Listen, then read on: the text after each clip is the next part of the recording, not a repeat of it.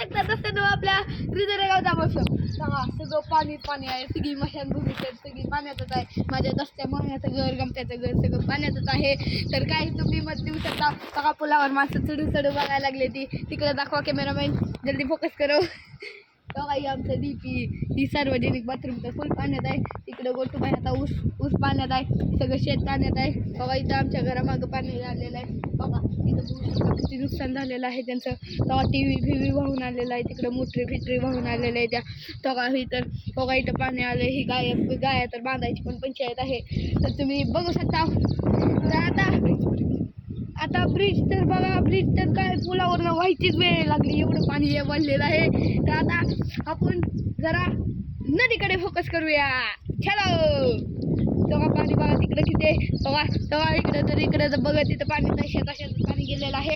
तर बघू शकता या दिवसात तर कुठं काय सगळी बघा तिथं पाणीच आहे. तर आपण बघू शकतात काय सगळं पाणीच तेव्हा मासे कसे पोहत आहेत तिथे.